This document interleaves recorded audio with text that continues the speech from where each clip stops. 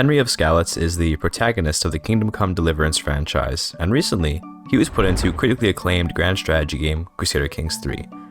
Now, the lazy thing would be to just play as him, become the king of Bohemia or something, and point at him saying, "Wow, yay, cool, we made Henry a king." But that's not enough for me. A figure as legendary as Henry, he can't be relegated to the mere title of king. We need to elevate him to a true legend, and after much thinking, I realized there was a unique challenge I could pit Henry against.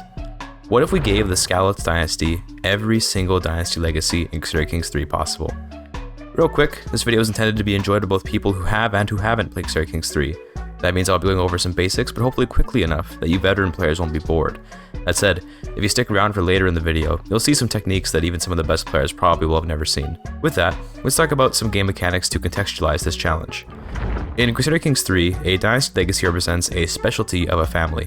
A family which declares many wars might take the warfare legacy, and one which focuses on scheming and plotting might grab the guile legacy. A family that does both might indeed grab both, but the more legacies a family has, the more expensive one becomes, creating a system by which a family ends up defining its specialization through its choice of legacies. CK3 ranks a dynasty via its level of splendor, which increases as a dynasty earns renown, the currency that unlocks dynasty legacies. At its peak, a dynasty will hit the legendary level of splendor. That amount of renown may see you complete just 2 or 3 of the 21 dynasty legacy tracks in the game. A regular game of Crusader Kings 3 might only see a handful of legendary dynasties appear, depending on how the game goes.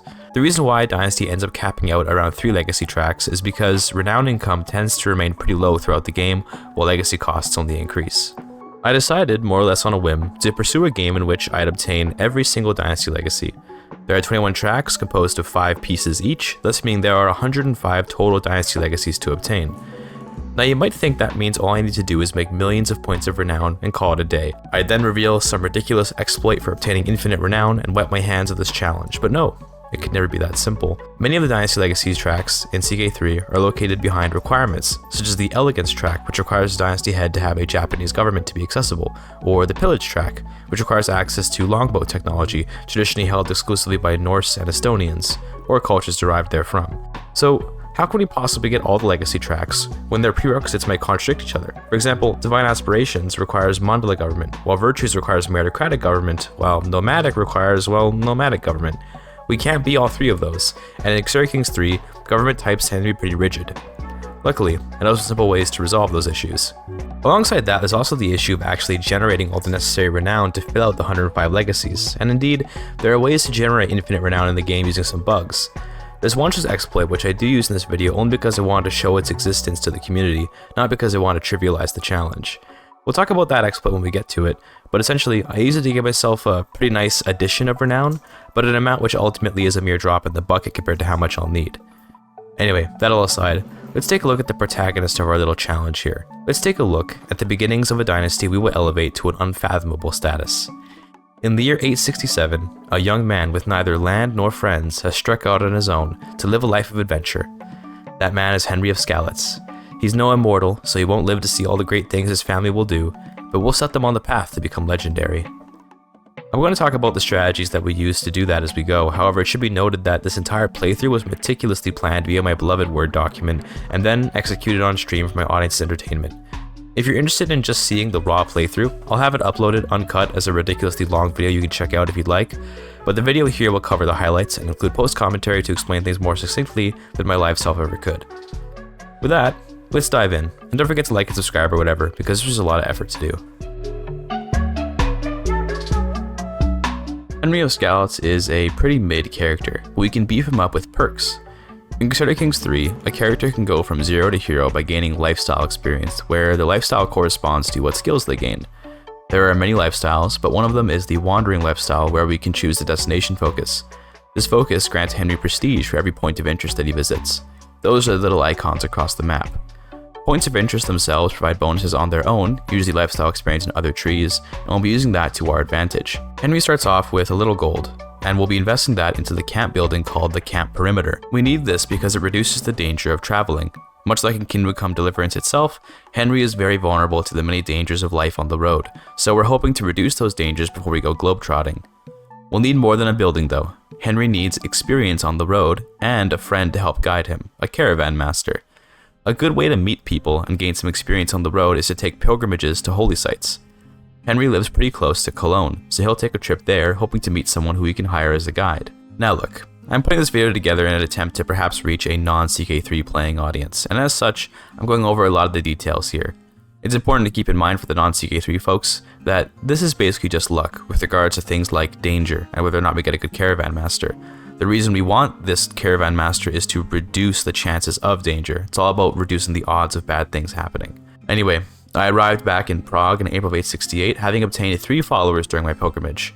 Bohuslava is the best caravan master among them, so she's got the job. We're going to set her to prepare for a journey, which increases our safety and speed for the next trip that we take. In between returning home and appointing Bohuslava, I also did a quick contract to rustle some cattle as I needed money. Henry's not a horrible criminal by any means, but he's got dreams, and a couple of cows are a fine price to pay. Now that we have money, and Bohuslava has stocked up for the trip, we can begin the Grand Odyssey, which will turn Henry from a waste of skin into maybe an acceptable usage of skin? Maybe.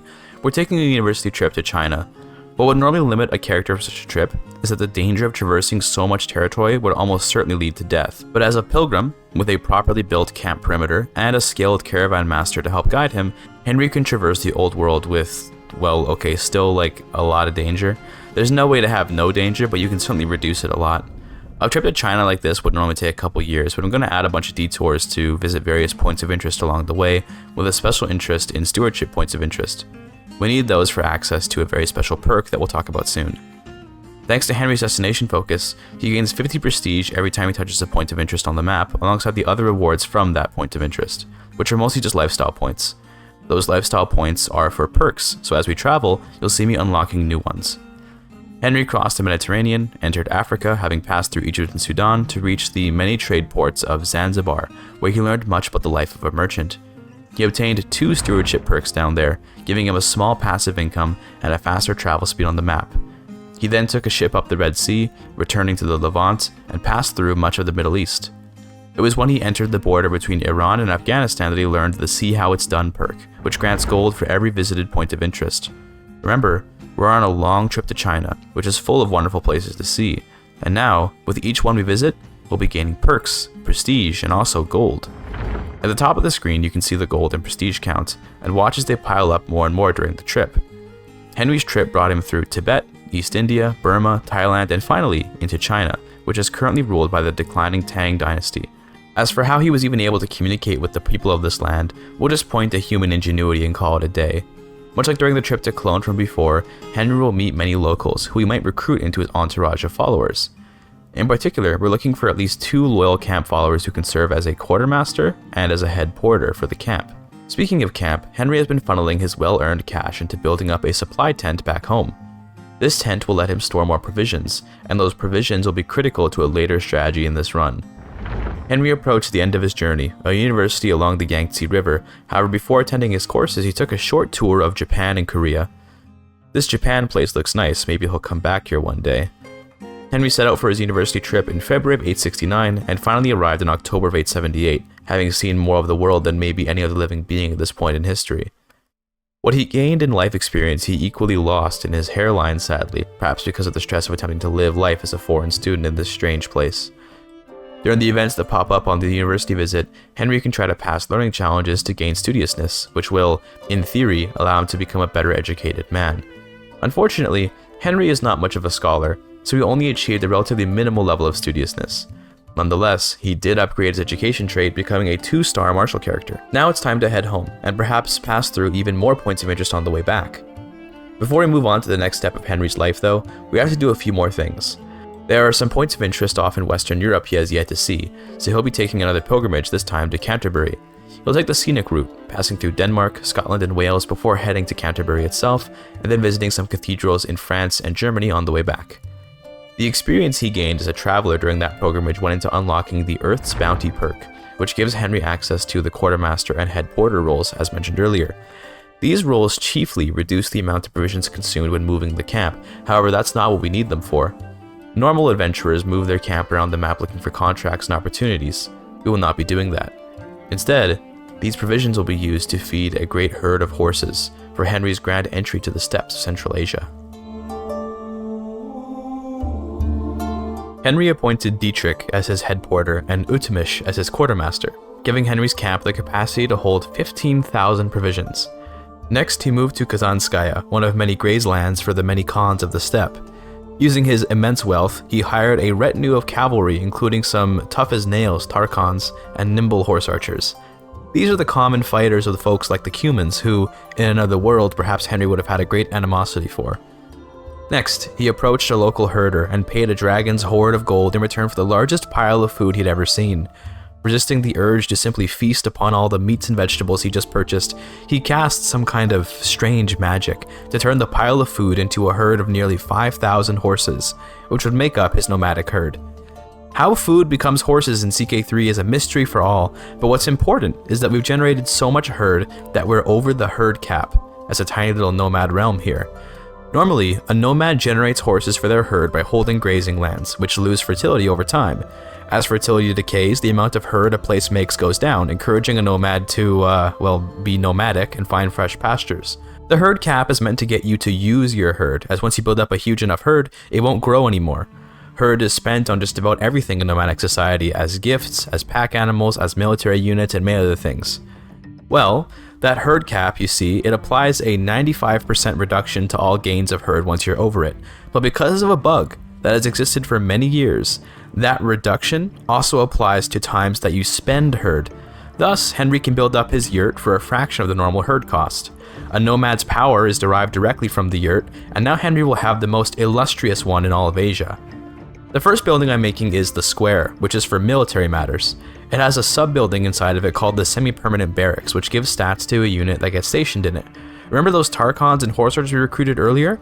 We can give immense buffs to one of them by stationing them in the Semi-Permanent Barracks. To be clear, it's supposed to take thousands of herd to build up this high level of a barracks, but as Henry is over his herd limit, the cost is reduced by 95%. This is extremely overpowered, as my units are now more powerful than anyone else on the entire map, let alone on the steppes. We'll use those horses for great things in the near future, but for now, Henry has hit his late 30s as of August of 885, and he needs to think about his lineage. Although a powerful strategy, this nomadic lifestyle, it does in fact not grant immortality, and for the goal of obtaining every single dynasty legacy in the game, we'll need more than just one character's lifetime. Henry got married to a local Turk named Chichek, whose intelligence proved a worthy foil to Henry's boyish charm. Hopefully, his children will inherit Chichek's intelligence. Alongside this marriage, Henry also started building up a family yurt, which is critical to our plan of creating a great lineage. You see, we unlock dynasty legacies using a resource called Renown. We earn renown by getting titles for our family, and by having a large family, alongside some achievements. Renown can best be equated to score, if we're being real, as renown is a measure of your family's accomplishments over the course of the game. The family yurt will unlock a passive renown income, albeit a tiny one, and will also let us access buildings that let us raise our children more effectively. Family aside, Henry is thinking about using his great horde of well-trained cavalry to achieve something great on the steppes. The Khazar Khaganate, a curious historical empire of Turkic Jews that ruled the steppes with an iron fist, are a fearsome confederation here. Henry has declared war on them in January of 886, seeking to humiliate them on the field. Humiliation wars take an opponent's herd and transfer it to the winner, so if Henry can win, he can more than double the size of his herd, as the Khazars, being a massive empire, have way more herd than Henry does. Henry's cavalry easily sieged the barely defended camps of the Khagan, carving a path all the way to Itil, the Khazar capital. The Turks have not even put up a fight yet because they're probably thinking that Henry is the least of their problems. That would change once several noble members of the Khazar ruling family were captured and ransomed for herd. Henry actually had enough war score by August of 889 to end the war with a total victory, but come on, I want to see the Khazar army be defeated by Henry's horses. I chased the Khazars down beyond the Don River, however the cowards were simply too fast and they escaped into the Caucasus, where I decided it wasn't worth the chase. This is a feature of the open beta for CK3 I was playing at the time, but after humiliating the Khazars, their empire also collapsed, formally ending the Khazar Khaganate. Historically, the Khans to replace them would be the Cumans, who you may have heard of if you played Kingdom Come Deliverance. However, in this world, it will instead be the great Khan Henry of Skalitz. Having completed the war, Henry migrated down to Zykia along the Black Sea, where he now bordered the Eastern Roman Empire, the Byzantines. His fierce cavalry still wanted to fight, and he decided that he may as well send his invincible cavalry off to fight the Romans. Henry declared war, looking to turn the Romans into his tributary, which means they'll pay him a portion of their income in gold every month in perpetuity. The only way to break free, should Henry win, is to defeat him in a war in the future. The income from the Romans will support Henry's, quite frankly, overexpensive army. He occupied Tamatarcha, a Byzantine enclave on the Black Sea coast, and then he waited for a response from the Basilius. It would come a few months later when they made a precarious landing, seeing no enemies. Henry's army then spawned from nowhere and wiped them out. I play the game on a pretty fast speed, so if you blink you'll miss it, but the entire Roman army was just completely slaughtered, with not a single survivor making it out. One battle in CK3 can only grant a maximum of 50% war score, so we have to wait for the Roman army to reform and then attempt another landing before we can actually win the war. While all this is going on, Henry is seducing his Turkish wife, Çiçek. In CK3, a seduction scheme takes time, and upon success, you can choose to either just sleep together once or become full-on lovers. Normally, becoming lovers with your wife is a great idea, as it can create many children, but there's a funny thing about seductions. A successful seduction causes the two characters to immediately sleep together, which comes with a pretty high chance of creating a pregnancy. If you seduce someone and make them your lover, you can't seduce them again unless you stop being lovers. If you seduce someone, just sleep together and move on, you can immediately seduce them again, and thus Henry will be earning the love of his wife over and over again just to create distance and then do it again, resulting in many pregnancies. Shit, Crusader Kings 3 players say, am I right? Love bombing my chud wife over and over. Yeah, you get it. The love bombing strategy resulted in the birth of Henry's first daughter, Riketsa, in July of 892, who was unfortunately ugly right from birth. Henry had hoped his children would adopt his wife's intelligence, but it seemed his genes proved dominant. The Byzantines once again landed as I was explaining that strategy, and as such, the war came to an end with total Henry victory. Alongside making the Byzantines a tributary, Henry won with enough dominance to demand a hostage. Hostages help keep the peace between realms, but they also generate renown and prestige for the one who has the hostage. I took the emperor's only son, Photios, as my hostage, and will raise him to adopt Czech culture for no reason except that it's kinda funny. Notice how my renown income has increased significantly after taking on that hostage. It should still be noted that this is a pitiful renown income, but I'll take what I can get right now. Speaking of renown income, we managed to generate 250 renown over the course of the game so far, and that means we've got our first legacy. Now we can look at how these work a bit. In the big list of legacies, you'll notice some are clickable and some are not. The ones which aren't clickable have requirements we have yet to fulfill, so getting those will be a top priority. One such legacy is the nomadic legacy, as it is, as you might expect, tied to being a nomad. This legacy gives my entire family 5% more herd generation and more fertility in all counties, which is quite useful.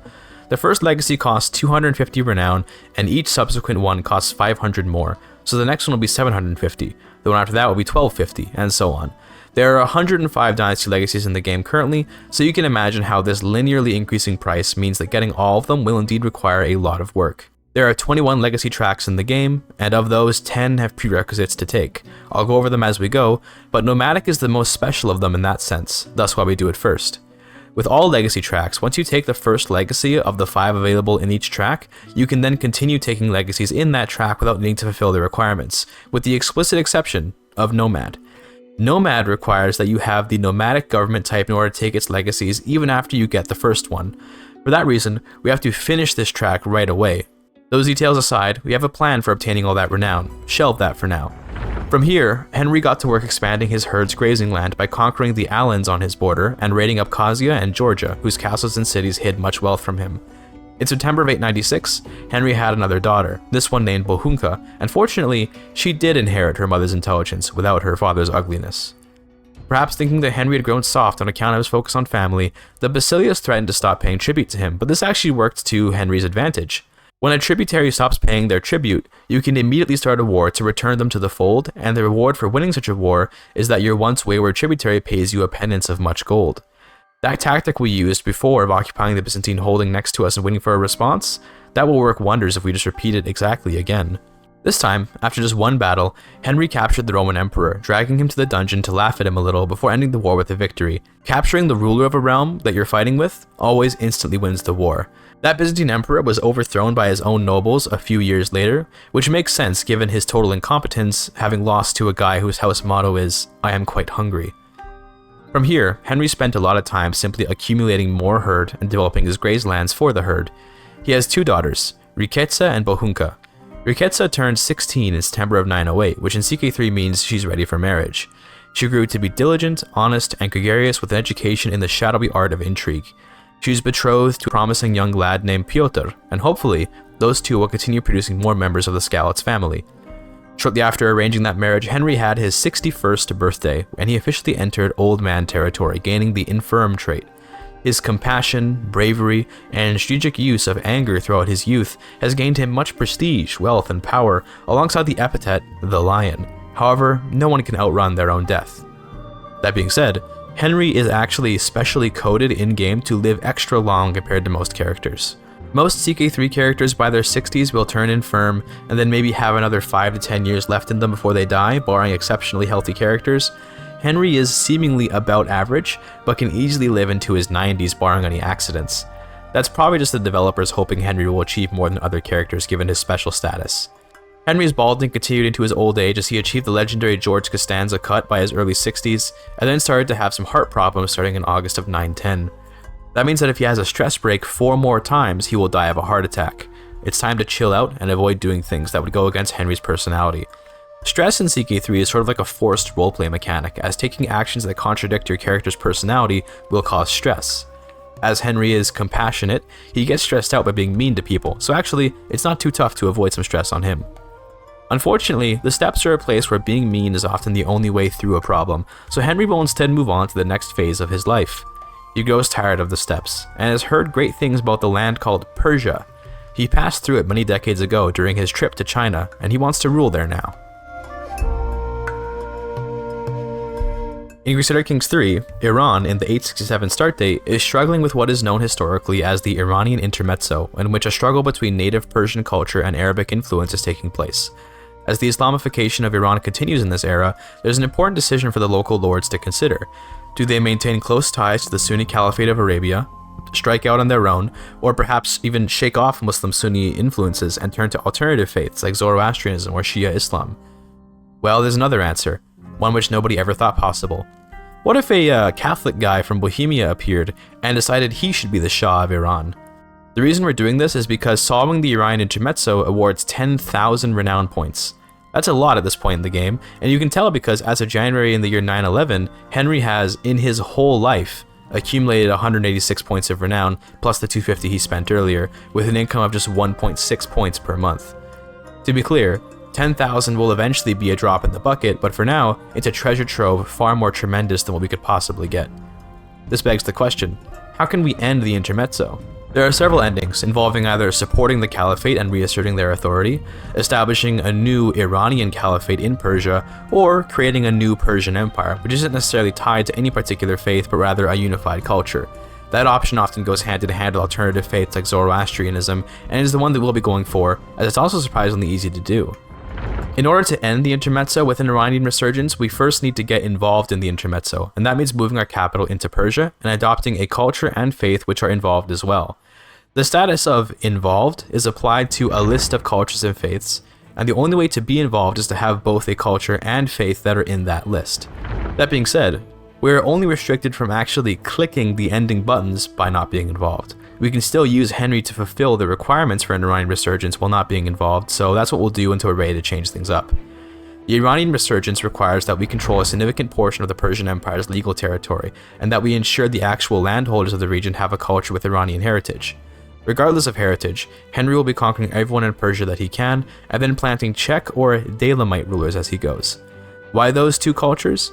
Because Dalamites are Iranian by heritage, and I intend to create a hybrid culture with them. In CK3, when two cultures come to tolerate each other, a powerful ruler can hybridize their cultures together, so I need to create Czech lords and Dalamite lords who can get along with each other and build up tolerance until the point that I can combine them and create a new culture, which will be added to the list of involved cultures as long as I give it Iranian heritage. Anyway, in September of 912, Henry's second daughter, Bohunka, came of age, and she was married off to Tapar Olas, a similarly intelligent young Kipchak knight. Henry also had a son named Meshek in February of 914, however his child-having days would come to an end when he came down with an unfortunate case of cancer. In an attempt to treat it, Henry's physician unfortunately rendered him a eunuch. Her treatment did prolong his life, but the cancer was not gone. Perhaps she mistakenly believed he had prostate cancer and messed up the surgery. Regardless, cancer is usually quite deadly for someone as old as Henry, but as mentioned before, he has artificially heightened health, and so long as we have a doctor to help treat the cancer, we can prolong Henry's life even if the risks of surgery cost him even more body parts. Now comes the great conquest of Persia. Using my overpowered cavalry units, Persia is very easy to conquer. Nomad units are very strong in the early game, but eventually fall off as the settled peoples get better and better forts. However, it's still the early game, so for now we're quite unstoppable, especially considering I have a max level semi-permanent barracks, which is normally not so easily acquirable. War in CK3 to begin with is not the most interesting part of the game compared to the family building and politics, but especially is this true when I'm so overpowered, so forgive me for sort of glossing over Henry's great conquest of Persia. It's just me dominating the game, there's not much to say here. After having carved a path through much of central Persia, Henry somehow regrew his hair, I think that's a bug, and then proclaimed himself the king of the Skalitz Khazars, which is a custom kingdom title whose name is based on the nomadic naming convention for CK3. You take your dynasty name and attach to the culture of your people. Although Henry is a Czech himself, his nomad camp is composed of Khazars due to our original camp being in Kazanskaya, which was held by Khazars at the time when Henry became a nomad. Henry doesn't even speak any Turkic languages, and yet he's the Khan of these unruly people. Funny, I know, but I guess they believe in him because of his stories about China and Japan or something. I took a break from the conquest to do an Arabic lesson on Duolingo, which is something that my Twitch chatters can make me do by spending channel points, by the way. I did stream this whole playthrough after all, and if in the future you want to annoy me with random languages to learn, feel free to stop by the stream. Following a few more years of reconquest, Henry controlled a pretty huge chunk of Persia and was almost ready to begin the Iranian resurgence. The first step for that is to become Iranian, through a hybrid culture. This is one of Crusader Kings 3's most amazing mechanics, as we can create a whole new culture. The game suggests the name Skalitz, which is normal for nomads, whose new cultures get named after their dynasty. Consider cultures like the Merkits and the Merkit family, as historical examples of cultures being named according to their family rulers. The Skalitz culture is Iranian in heritage but still speaks Czech. Their ethos, which is like an overarching vibe to the culture, is bellicose, but more interestingly, we can pick the traditions. There's a critically important tradition here called Castle Keepers, which generates a tiny little trickle of renown for every castle a character of this culture owns. Normally, it's useless because the amount is so inconsequential, but we'll be using that tradition to carry us on renown generation later. The less important choices were Stalwart Defenders, which gives huge combat bonuses when defending, and I'll be using that to continue dominating militarily even after we abandon the nomad way of life. I also added Swords for Hire, which gives us some safety and speed when traveling, alongside a few other bonuses that I won't really be making much use of.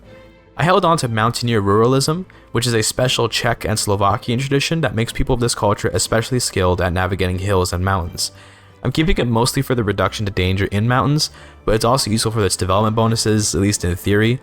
Finally, I kept Industrious, which in truth isn't very useful for the particular goals of this run, but just in general is useful because it makes building buildings a little faster. Thus is born the new Skalitz culture, a combination of Czech and Dalamite values. This culture has Iranian heritage, making it officially involved in the Iranian Intermezzo. However, we're still not considered involved because Henry is Catholic, a faith which is foreign to this place.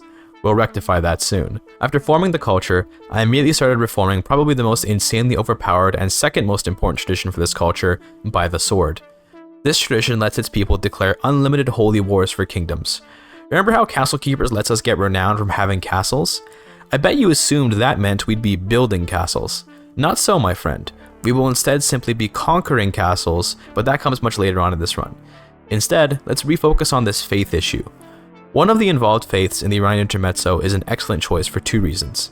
First, it's super based, and second, it comes with a decision we can exploit for, in theory, infinite renown, but so as not trivialize this run, I'll just be demonstrating its power and using it to help me a little bit. That faith is the Zoroastrian Mazdayazna faith, which is the original faith of the Sasanian and Achaemenid empires, and among the first monotheistic faiths to emerge on Earth. By this point in history, it's been pushed to the margins by Islam, but we can bring out its revival here as Henry of Skalitz. Changing to this faith has little impact right away, as we still have more conquests to do, but it's just a necessary step for becoming involved eventually. After conquering southeastern Persia, including the mountains of Fars, I checked my progress on the Iranian resurgence ending. Now, do I have enough to be able to do it? We just need to control 1% more of the Persian Empire. Yep, just 1 more percent. So with 1 more county conquered and then another duchy because turns out that one county wasn't quite 1% on its own, I resolved the Iranian Intermezzo as Henry, who by this point you may notice is wearing a cool mask. That's because he ended up having his face disfigured by a botched surgery to treat his cancer. Again, the surgery did prolong his life but failed to eradicate the cancer. Back to resolving the Intermezzo, we get a bunch of stuff as you can see here, including a cool new nickname, an Empire tier title, a big army, and a permanent buff to my entire dynasty called Flame of Persia. Pretty cool, right? The biggest prize of all though, of course, is the 10,000 renown, which is enough to complete the Nomad Legacy track.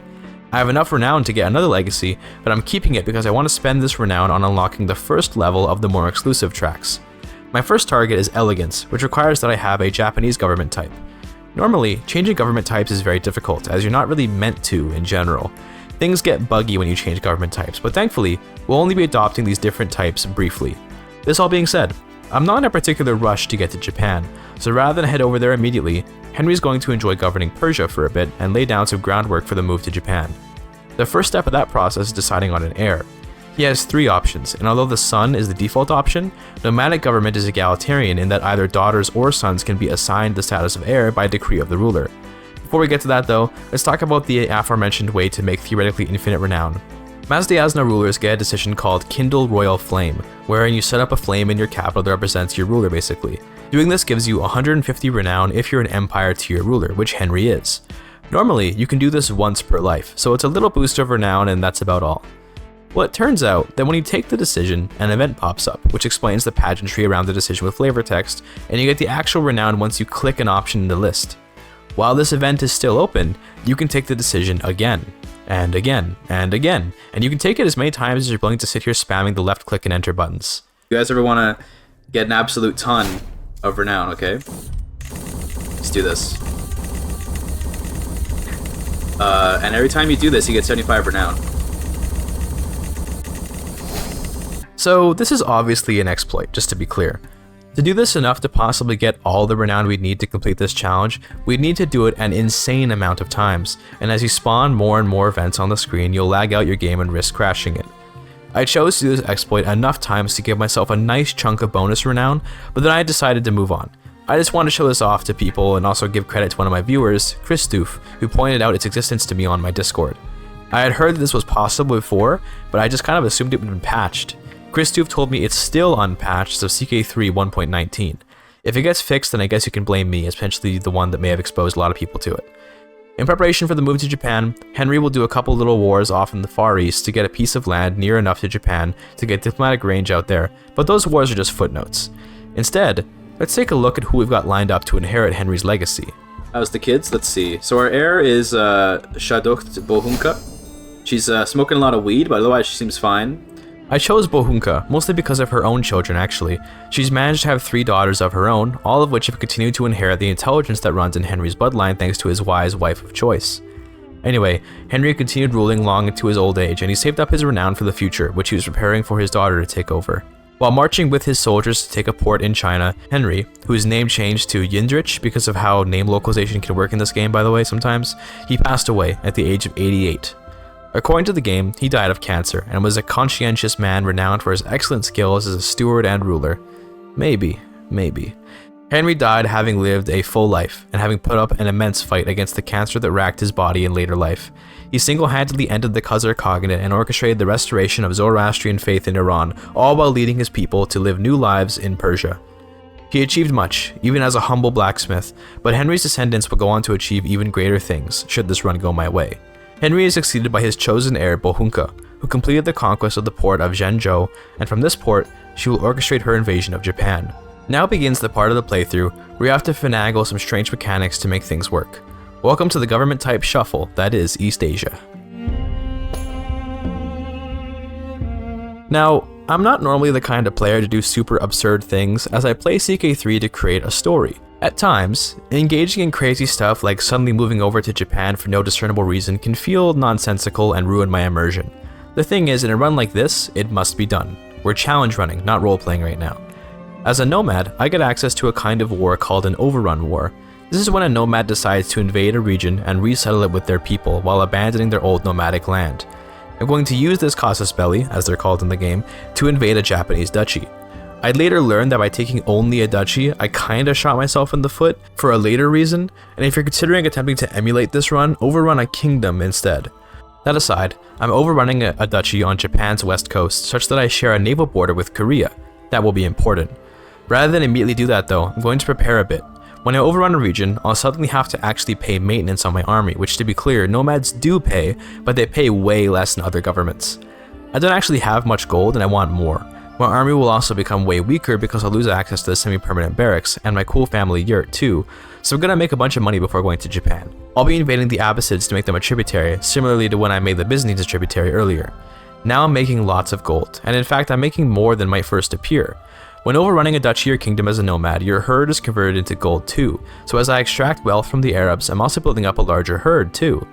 Oh, and some new chatters asked about the Kindled Royal Fire exploit thing, so I did it again but fewer times than before. Again, I just wanted to demonstrate it for some folks.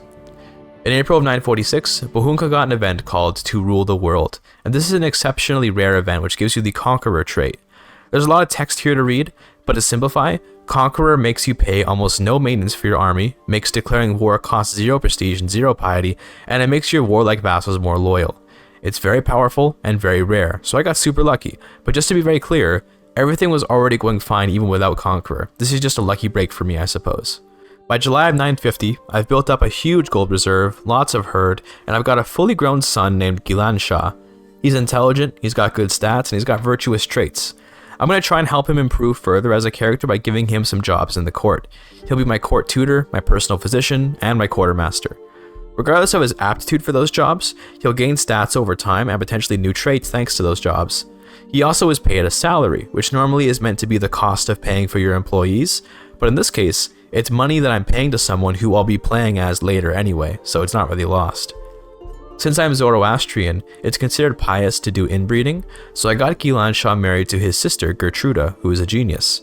This is just one of those trademark Crusader Kings 3 moments, and I will say, sibling marriage in one generation in this game isn't too catastrophic.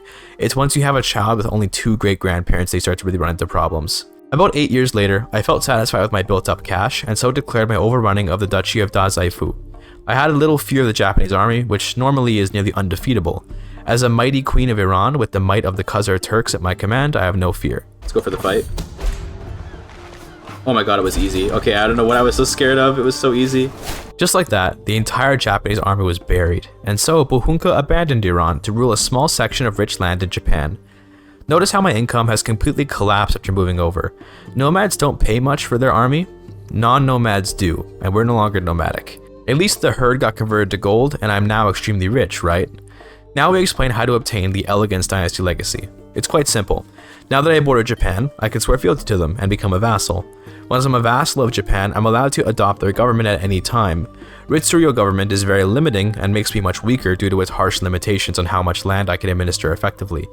Thankfully, I only have to very briefly obtain this government type. Once I have it, I can take the first Elegance legacy, then begin my bid for independence from Japan, after which I can swap governments again. I made the mistake, however, of swearing fealty right after the war. Because I defeated Japan, I have a truce with them for 5 years. Okay, my bad. I reloaded my last autosave, defeated Japan again, and this time I won't swear fealty for 5 years, and that way I can make my independence faction right after I get my legacy. There will be another hurdle I forgot though even after this. In the meantime, I'm going to do a couple conquests in what might seem to be random spots. I'll be doing this swear fealty to get a new government thing a few times, but to swear fealty to people I need to border them. Thus, I will be invading Manila, shout out to the Filipino viewers, and I will then be using Manila to get access to some land in Indochina. The Mandala government is quite popular in that region, and will need that government to get one of the legacies. I once again swore fealty to Japan, and then discovered that in Japan, only king tier vassals can make independence factions. I am merely a duchy tier vassal, thus why I should have overrun a kingdom instead of a duchy. I later realized that I could also have used Japan's mechanics to become what's called a Soryo, which would also allow me to declare independence, but at the time I didn't realize I could do that, so I instead reloaded once again, conquered Ryukyu, which was easy pickings, and that gave me enough land to become a king tier ruler. Then I swore fealty to Japan, as before, got the government, and then got the legacy. To summarize what you need to do, you must overrun a kingdom in Japan, wait for the truce to run out, swear fealty, change governments, take the legacy with your sword renown, then create an independence faction and win the war for independence. Your super powerful horse archers should be able to defeat Japan, but having a skilled commander and lots of money for mercenaries can make this even easier. Let's just do mercenaries, let's not take any risks. Just give me like a big bunch of mercenaries. I have a lot of money, let's use the money, right? We're still gonna have tons of money after this. Indeed, nothing wrong with spending thousands of gold on mercenaries to ensure this one pressure point difficulty can be safely surmounted. The war came to an end in February of 968 as my overwhelming mercenary force and talented Queen Bohunka defeated the scary Japanese army. Samurai are no joke in CK3, which is why I'll later be recruiting some of my own, by the way. Next is a much easier opponent, as we'll be repeating the government changing process for Korea. The Virtues legacy requires a meritocratic or celestial government to access, and thankfully, the meritocratic government isn't nearly as crippling as the Ritsuryo government. After defeating Korea in the Independence War, which is way easier than Japan, I became a tributary of Champa, a mandala government realm in South Vietnam. As a tributary of a mandala, I can always adopt the faith and government of my overlord, so I became a mandala government Mahayana Buddhist in April of 969, granting me access to the Divine Aspiration legacy. Now we have all of them except for these four. These are the four that we have to get now. Notice how elegance, virtues, and divine aspirations are all unlockable despite me not having a Japanese or a meritocratic government, while pillage, adventure, coterie, and metropolitan are not unlockable. Pillage and adventure are unlocked by having access to longships, typically only accessible to Norse and Estonian people, while coterie and metropolitan are available to Iberians. Thus, we need to now return to Europe. Much like before though, I don't want to just immediately leave Japan, I want to come back to Europe prepared. So it's time to sit, make some money, and also work on making another hybrid culture with the Japanese people so I can incorporate some samurai into my military. It's not that samurai are important for unlocking all the legacies or anything, it's just that in terms of raw stats, they're probably the most broken thing in the game. Bohunka would rule for an uneventful few more years until she passed away at the age of 78, passing her realm on to her son Gilan Shah. She died from breaking her bones while stumbling apparently. God, that must have hurt. After the usual sort of starting moves as a king with the things like coronations and looking over the family, Gilan Shah emulated his grandfather Henry by taking a university trip to China, except in this case it's a much more reasonable distance. I do have one little issue, and that's that my current faith is a pacifist form of Buddhism called Mahayana. I got this faith from adopting the government of Champa. As a pacifist, I can't declare wars to conquer my way back to Iberia. To change faiths in CK3 can feel sort of counterintuitive. It costs piety to change faiths, and piety is generated by doing things your faith would approve of. Indeed, that means that the characters who are most able to abandon their faith are the ones who engage in it the most. What do the developers mean by this? Basically, Gilan Shah is going to have to go on a bunch of pilgrimages to become pious enough to abandon Buddhism. This takes a while, but keep in mind that this whole time, I'm just accumulating gold. It's not like we're totally wasting time or anything. Gilan Shah ended up converting from the super pacifist Mahayana faith to the hyper warmonger faith of Azrakism, which is an interesting faith in CK3. It has equal gender rights, which will be to our great benefit later in the run. The faith also has the warmonger tenet, which means that rather than gaining an offensive war penalty, which is basically just your vassals being upset if you spend too much time at war, we instead gain an at-peace penalty if we're not at war enough. This will work well with that old cultural tradition by the sword, which allows my people to declare unlimited holy wars for kingdoms. Normally, a character may only declare one kingdom tier holy war per lifetime. With by the sword, that restriction is removed. Remember when I talked about how castle keepers will let us get renown from every castle our family owns? And then I mentioned we could just conquer castles rather than build them? Well, this trifecta is how we'll be generating effectively limitless renown. What makes Azarika Islam even more interesting is that it's neither Sunni nor Shia, it's Muhakima Islam, and thus rejects all caliphal authority. That means I can use holy wars on even Muslims on the map, except for fellow Muhakimas like the Ibadis. Note that the Ibadis are a tiny little Muslim sect in sub-Saharan Africa, limiting my holy wars in just that one region. Everywhere else on the map is free real estate waiting to be claimed. To finish off this chapter of the run, I'll be migrating back to Europe, specifically Iberia, for the coterie and metropolitan legacies. I checked the game's code, and yes, I am a huge nerd, check out my mods for CK3 by the way, and I saw that I can either have an Iberian heritage culture, be involved in the Iberian Struggle, which is similar to the Iranian Intermezzo, or have my capital be in Iberia. The easiest of those to do, by far, is to move my capital to Iberia, so Cordoba, here I come. Before we go though, there is something I must do. Somewhere along the way, in my time here in Japan, the ruling house of Japan, the Yamato dynasty, whose house continues to rule Japan to this day, like in real life I mean, as perhaps the longest running unbroken dynastic chain in history, this dynasty, they began feuding with the Skalitz dynasty. In CK3, a feud breaks out when relations between a house hit rock bottom. During a feud, you unlock a few new things, and one of them is the Eradicate House War. This is when you declare war on someone just for the purpose of capturing and executing their entire family. Yes, it is brutal, and yes, it doesn't do anything but kill their family, and I guess it seizes a couple counties that were held by them.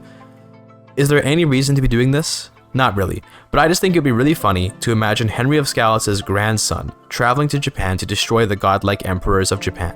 I'm waiting on gaining cultural acceptance to make a hybrid culture with the Japanese culture anyway, so why not pass the time with some war, right? Okay, so even that excuse isn't valid because I ended up being able to make the hybrid culture pretty much the day after I declared the war. I'm calling this culture Chiku, as in the word Czech, but kind of Japanified. Anyone here that knows a bit about Japanese naming conventions, what do you think they'd have named these Czecho-Iranian invaders from the West? I'd love to see some cool names in the comments if you're willing to put it down. Anyway, I took on Japonic heritage and Japonic language, but maintained the bellicose ethos of the Skalitz culture. I took on the Swords for Hire tradition, Stalwart Defenders, Fragile Peace, which is the one that gives access to Samurai, By the Sword, and Castle Keepers. I then also added on the Devoted Horsemanship tradition, which is useful because it allows me to make buildings that buff up cavalry units in my castles. You see, Samurai in CK3 are actually mounted archers, as they were historically. This is why they're so insanely strong, as the heavily armored samurai fire their Yumi warbows from horseback to dominate the field. They're probably the most powerful horse archer in the game, aside from the Keshigs, who are a special unit unlocked in the Nomad Dynasty Legacy.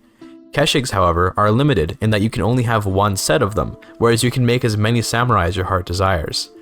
I did one other curious thing with the Chiku culture, and that was that I took on all the Japanese aesthetics, including their naming scheme. You know what that means, right? Oh, dude, look how he looks with the Japanese clothes on, though. Oh my goodness. Sultan of Skalitz, Gilanshah. That's why I wanted to pick the dynasty name last, because it looks so funny. I meant to say dynasty name first there, but whatever, slight misspeak. But yeah, that's right.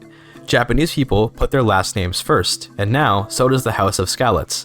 Thus, everyone is called of Skalitz, first name, of Skalitz, Gilanshah, of Skalitz, Henry, and so on. To me, that's hilarious. Anyway, after 2 decisive battles, the Japanese were defeated and their family executed. It doesn't eliminate the whole family all at once, rather it eliminates the close family of the person you declared war on. There are over 500 members of the House Yamato, but the current ruler of Japan's close family numbers about 30. That means of Skalitz Gilanshah here just executed 30 members of the divine Japanese house, but he's not done. You see, among those executions includes the current Japanese emperor. Thus, a new one takes his place. Gilanshah has no truce with the new emperor, but the feud goes on. Thus, another war to eradicate the House Yamato has broken out. One quick war later, and 9 more members of the rival house have been wiped off the face of the earth. In theory, you could repeat this forever until not even one member of the house remains, but I don't want to waste that much time. I did decide to test out my new Holy War capabilities, declaring a Kingdom Holy War for the Kingdom of Yamato in September of 998. And this is where I can explain one of the primary sources of renown generation that we'll be using in this run. Every landholder in your family generates renown based on their rank. The ranks in CK3 are Baron, Count, Duke, King, Emperor, and Hegemon. What my plan is for this run is to Holy War for a kingdom which gives me all that land, and then I'll simply grant the entire kingdom away to a member of my family who will then rule it and generate renown for me. This is where the Azraki faith's equal treatment of men and women comes in clutch. Normally, only men can be granted land, but with this faith, I can give women land too. That matters, since now, the number of family members I have that I can grant land to has, statistically speaking, doubled. I conquered the Kingdom of Yamato quite quickly, having already weakened the Japanese Empire in several wars, and then granted out its land to my daughter and niece. Remember the fact that we had a sibling marriage, right? See how my monthly renown has jumped up to 10? This is still a pretty small number, but watch it rise as the playthrough continues. Keep in mind that every castle held by my family also generates more renown thanks to the Castle Keeper's cultural tradition. My next target is Korea, who I can also Holy War. I conquered Shiragi, again with immense ease, and then granted it away to Prince of Skalitz Farouk. Renown per month is now up to around 12. This is nice and all, but it's still too slow for me. Instead, there are even more ways to get greater renown income. To do these strategies though, I'll have to return to Europe, and so the trip back to Iberia begins properly. Much like when I went to Japan, to get back to Europe, I just need to conquer small pieces of land that will get me the diplomatic range necessary to reach Iberia, at which point I can conquer Cordoba and move my capital there to effectively migrate over. Until I actually give away my land to Japan, I'll still have the territory there, so this will be a very awkwardly shaped realm when all is said and done. Of Skalitz Gilanshah, while invading Kerala on his way to Iberia, sadly passed away, leaving his realm to his daughter and niece, Azadeh. Despite the inbreeding, she ended up with the pure-blooded trait and the genius trait, meaning she's very much so an optimal heiress. Anyway, Azadeh's rule would be quite short, as she inherited while already in her late 40s, and her rampant alcoholism did her health no favors. She passed away just a few short years into her reign in June of 1015. She was replaced by of Skalitz Reina. Reina is also a genius, albeit her blood is not so pure it seems. Regardless, she's a bit young, but otherwise an excellent choice to rule. She turned 16 in June of 1018, becoming a masterful diplomat with a tier 4 education, and she's ready to move her realm over to Iberia. I'm skimming over the wars because our units are just way too powerful and our coffers way too full for any war to be a meaningful challenge. Reina declared war on Jair ibn Taital of Al-Andalus in February of 1021, looking to conquer Cordoba and its countryside, which she fully intends to turn into her new home. That war ended in 1023, and thus, the Skalitz family has made its new home in Iberia. Much like the aforementioned Iranian Intermezzo, Iberia is locked into what's called the Iberian Struggle. This is a push and pull between the Muslim and Christian parts of Iberia who fight for control over the peninsula. The Iberian Struggle is much more complex and difficult to complete than the Iranian Intermezzo, however completing it also gives a nice chunk of renown, so we'd like very much to do so. At the same time, I can already grab the Metropolitan and Coterie legacy starters since my capital is in Iberia, and that leaves just Adventure and Pillage remaining as legacies with special requirements. We'll think about that later though. For now, let's get to solving the Iberian Struggle. One of the endings, called Status Quo, is one where you essentially partition Iberia between the various power holders in the area. It works best for our purposes because it's the easiest to do, and also because it takes every kingdom tier title in the area and turns it into an empire, and it takes every duchy tier title and turns it into a kingdom. The more potential kingdoms and empires that exist around us, the more of our family members we can turn into kings and emperors, which, as mentioned before, increases our renown generation. So, you may be asking, why am I invading Denmark if I want to solve the Iberian Struggle? That's because I want to get myself set up later for a hybridization with the Danes to get longboats, which would let me get the last 2 Dynasty legacy starters that I need. To get acceptance with a culture, you have to have them as your vassals, so yes, I must declare war, then give the land back to local Danish lords to start building up acceptance. I appointed Ragnhild, the daimyo of Skane, and yes, it makes me laugh that my dukes and duchesses get the title daimyo, while their actual titles are called the shichdoms. This is what happens when you mix cultures that you probably should never mix. I took a look over at Japan to start 1032, and I saw that the kingdom of Yamato that I granted to of Skalitz Bohunka, the sister niece of Gilanshah, had made some huge conquests deep into Japan, effectively taking over the archipelago. Back in Iberia, my wars to conquer the peninsula continued, however my goal isn't actually to conquer the entire thing. The status quo ending requires that I control less than half of Iberia, so instead, my goal is to dismantle the many kingdoms here, and to carve out my own section of the area so that I can resolve the struggle and then conquer the rest after. Things are going smoothly, and then I got a very interesting event chain. Crusader Kings 3 thrives on its random events, and sometimes they can take you down a drastically different path. As part of the diplomacy lifestyle, you can sometimes pursue new languages via a random event. Reina picked up the Norse language via her Danish daimyo in Skane, and with how great her success was, she was offered the chance to adopt Danish culture just like that. Hold on a minute. This could be the way that we... So if we do this, we would lose our Chiku culture, but we would be able to just immediately grab the new Dynasty legacies that we need. And we could just get Chiku back pretty easily by just educating our children in Chiku. Indeed, Tarkus, you're right. While Danish culture lacks all the super cool traditions we built up in our own culture so far, we can let Reina become Danish, take the remaining Dynasty legacies, and then we can assign a Chiku guardian to her children, thus converting them back to the Chiku culture, as children take on the culture of their guardians, akin to when Henry educated that one Greek hostage he took from the Byzantines way back in the video. Thus, she adopted the culture, and so we now have obtained all the legacies that require us to obtain special conditions to unlock them. Now the only object of the game is to generate renown so that we can unlock everything else. At this point, I no longer have enough renown to obtain any more legacies, and we only have 17 legacies. There are 105 in the game. That's what I meant earlier about how the Royal Fire decision was ultimately a drop in the bucket as far as how much renown we'll have to make. The game lasts until 1453 and is 1039, so we have just over 400 years to make unholy amounts of renown. The answer to this conundrum can be found in the Canary Islands, which harbor a culture with a rare tradition that holds at least one answer to the question of how we can succeed here. By February of 1043, I've conquered enough of Al-Andalus that I can make Andalusia my primary title. By doing that, I can finally let go of my land in Japan as I grant away the kingdom of Tsukishi to my cousin, and then grant independence to the various vassals I've planted around the map to extend my diplomatic range. I no longer wish to rule in Asia, but my family existing over there will generate more renown for the dynasty. So listen here. I don't want to get too bogged down by particular game mechanics, and I'll say at this point that if you are wondering how this all went, I've actually taken all 3 streams that this playthrough took and put them into one large video, which is up on my channel. Thus, you can watch the entire uncut playthrough where I explained my plans and strategies live. You can also join my Discord and just ping me to ask about stuff whenever you want. I love CK3 and will happily answer any questions no matter how simple or complex. With that, I'll summarize Reina's rule as being more or less that of a meme. She held a grand tour and conducted many cultural festivals to create a hybrid culture between the Danes and Andalusians as a joke. I called this culture Nithing, as in the Old Norse term for an outcast or an exile, and gave it no cultural traditions whatsoever, except by the sword. Basically, this is a culture that thinks only of war and nothing else whatsoever. To me, it's just funny to imagine creating such a thing.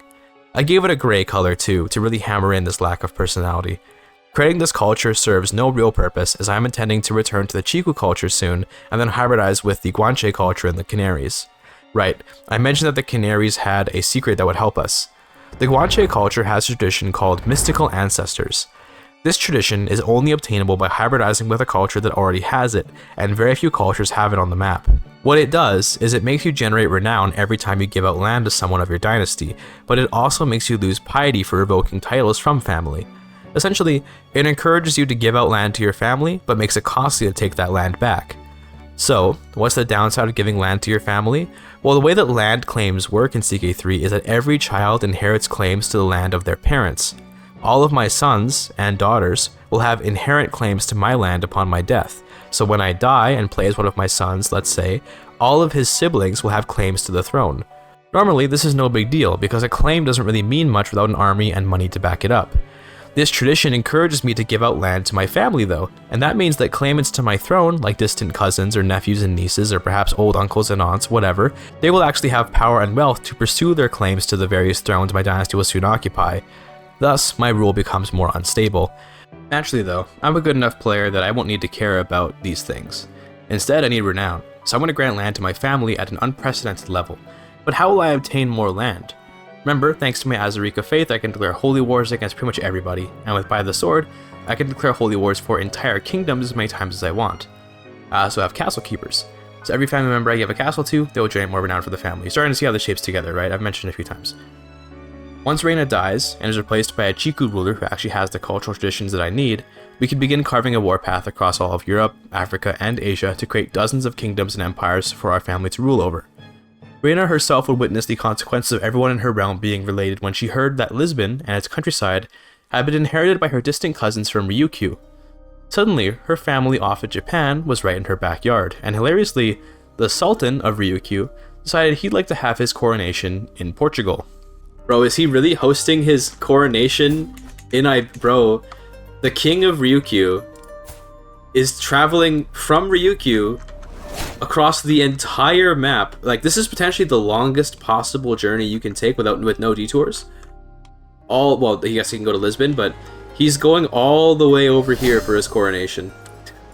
It's gonna take him 3 years, which is actually quite short, all things said, but yeah, that's amazing.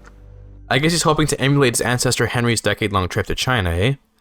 He wouldn't reach his coronation before Lisbon was conquered by the Empire of Japan, run by Reina's distant cousin of Skalitz Natsirat, a conqueror himself from Japan. Looks like that old Yamato kingdom managed to take over Japan fully, become the empire, and luck into the conqueror trait, creating a truly fearsome member of my family. He's fucking invading Korea, dude. Oh my god, he's so insane. This works great for me, as he'll continue giving land, hopefully, to our family, and thus generate me more renown. Anyway, in December of 1063, the Iberian Struggle phase changed over to Compromise, which is the phase where we can end it with the status quo. Throughout the past while, I've just been going through the checklist here and making sure I've achieved all of it. Turns out there's one war somewhere in Iberia happening, and that's something which is mostly out of my control. I waited just 1 year, that conflict ended, and thankfully no new one started, thus allowing me to end the Iberian Struggle with a status quo ending. Status quo ending. This gives 10,000 renown, these all give 10,000, so it's all the same. When I do this, all these duchies become kingdoms, and that means that we can get a ton of kingdom vassals. So here goes. By checking the de jure map mode for the kingdoms and empires, we can see all the theoretical kingdoms and empires we could be making just here in Iberia. The more the better. With that, day 1 came to an end. Indeed, all of this happened over the course of one 6-hour live stream. The next move for the next day will be to wait until we can get back to Chiku culture, hybridize with the Guanche for mystical ancestors, and then to conquer the map, handing out titles to our family for huge renown gain. It's important to note that by this point, I've got 20 renown coming in each month, and in a normal playthrough, that would be an absolute ton. Most playthroughs won't see your family getting more than maybe 15 legacies. Of course, Henry's descendants have a greater beast to feed. Reina, who took the Skalitz family back to Europe after the Great Odyssey to Japan, passed away in April of 1077, leaving her son, Sundered, in charge. She didn't raise him though. Instead, he was raised off in Japan so as to ensure his adherence to Chiku culture. Now that he's in charge, the work to hybridize with the Guanche begins. One of the best ways to get cultural acceptance is to, via grand tours, host cultural festivals in the land of the culture you're trying to gain tolerance with. The Guanche culture exists in 3 locations, which are these islands of the Atlantic. Sundered began his trip in February of 1081, and now we just cross our fingers for some good events. There you go, 10%, that's huge. We need 40% acceptance to make a hybrid, by the way. Nice, another 10%, that's huge. I got pretty lucky, and had enough positive events to get up to 48% acceptance, and thus, our new culture will be created, but what should we call it? I sailed on the name Kyanarishi, which is sort of a Japanified canary combined with Nishi, meaning Western. Again, I don't know very much about Japanese or anything, so I just thought this would sound kind of cool. In terms of traditions, it's basically the exact same as Chiku, but with mystical ancestors tacked on. Now, let me show you how powerful this tradition can be. First off, I once again got that rare Conqueror event, making me now the 3rd member of this dynasty to gain the trait. It is a rare trait, trust me, but I guess we're just getting super lucky. Hey, Conqueror, look at that. Now that Sundered is even more badass than he already was, he invaded France with a holy war. Since Catholics are considered evil by the Azarika faith, the war will seize all the territory in the Kingdom of France. Some faiths will simply vassalize the lords of a kingdom when holy warring, but Azarika is fundamentalist, so they're unwilling to tolerate heretics or heathens.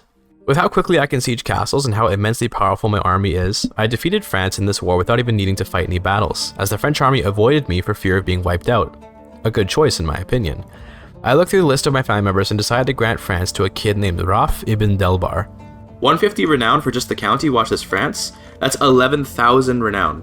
My face cam was blocking the UI in the bottom right that showed how much renown the grand would give, but you can see how my renown in the top right jumped to 16,000 after giving the title away. Now perhaps you're starting to see how much renown we can generate. The next kingdom to conquer was Burgundy, which was a smaller renown gain due to it having fewer counties and duchies. Next up is England, but I started to get silly with it. You rotate the campaign map? Yeah, so if you hold right click and rotate, you can do this. And in fact, if you go into your settings and you go to, I think it's in gameplay, if you do a camera rotation reset, you can even do this. What do you say we play upside down from here on, chat? It's amazing to me how flipping the map upside down actually makes everything feel completely and utterly alien. Needless to say, this bit did not last long and I quickly returned to normal orientation. Anyway, as I do these conquests, we're not done milking them for renown. Granting the titles away gives renown, thanks to mystical ancestors, but rulers of our dynasty also generate renown based on their rank, however they only do so if they're independent. Thus, I gave independence to France, England, Brittany, Burgundy, the Maghreb, and many other kingdoms. This shot my renown up to 27.7 per month as of March of 1110, and it was also at that point that I decided to invade Rome, so as to turn it into my personal domain. We even captured the Pope, I executed his ass. Nothing beyond malice motivating that decision. From here, I continued conquering and conquering, just taking more and more land. Normally your vassals would be pissed off at the constant war, but remember, Azarika is a warmonger faith, so actually they'd be upset if I weren't doing this. There's an occasional peasant rebellion, but with how powerful my army is, defeating them is a joke, and those rebellions tend to simmer down as mass conversions see Christianity's influence receding across my empire. By October of 1123, Sundered has come to rule most of Italy, pretty much all of North Africa and Iberia, and his family sits on thrones in England and Japan. France shattered into a million pieces somehow, but that just means I can conquer it again later and hand it out once again to my family for even more renown. Sundered then passed away, leaving his realm to his grandson, Bedrick. As Bedrick continues the conquest of everything in sight, I'll just say that I don't really have to explain to you the motions of all these wars. My samurai and steppe horse archers combined with devastating siege engines means that no army nor castle can hold me back. Instead, I'd like to skip ahead to the next strategy we'll make use of so you can know more ways to gain renown. Although I certainly could have simply continued on this path, conquering maybe even the entire map to make it happen, I had other stuff in mind. I've skipped about 80 years in time, up to February of 1207, where I have now formed the Roman Empire. You'll notice by now that the renown income has ballooned up to 240 per month. It's hard to actually easily see how this breakdown is calculated, but it's because of castle keepers.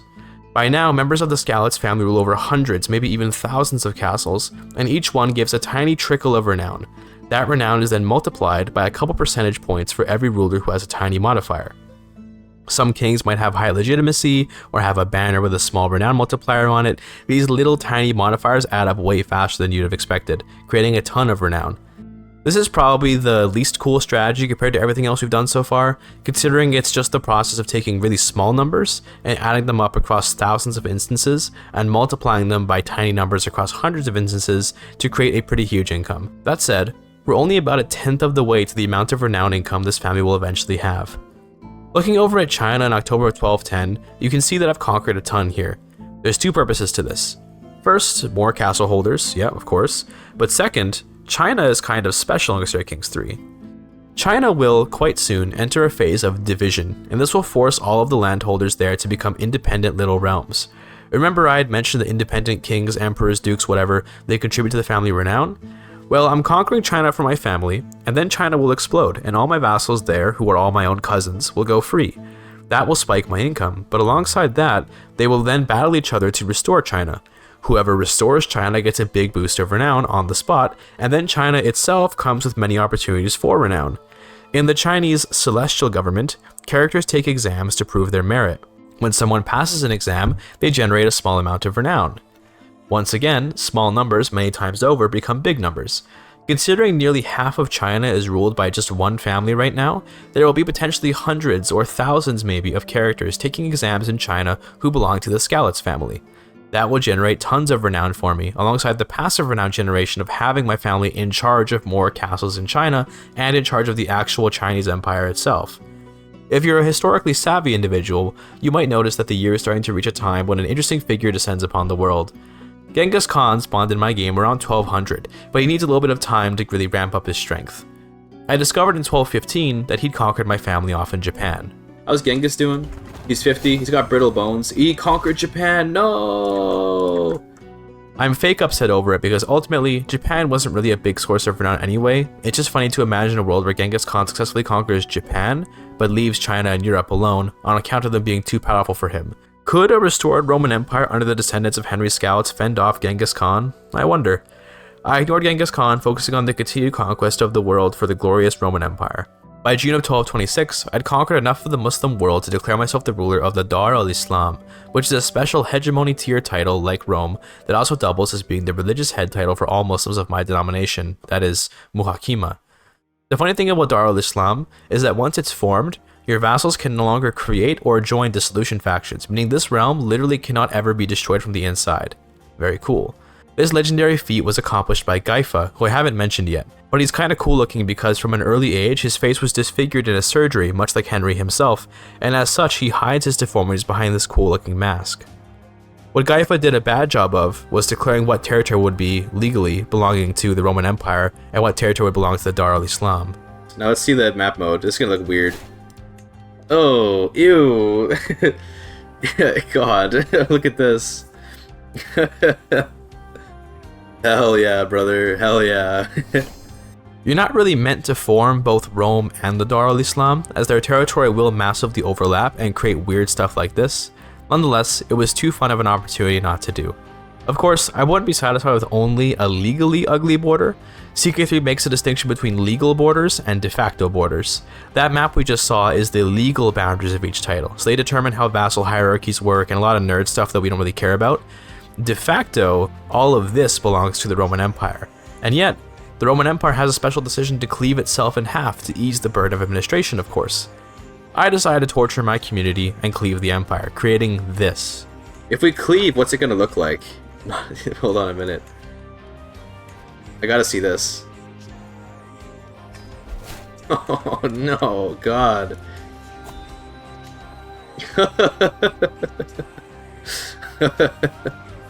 Look at that. For those who are bothered by bad maps, I'm sorry to have done this to you. I hope one day you can forgive me. Check it out, by the way. We do make extra renown thanks to having more hegemon tier rulers of our dynasty. Dude, hegemon underscore plural? They never saw it coming.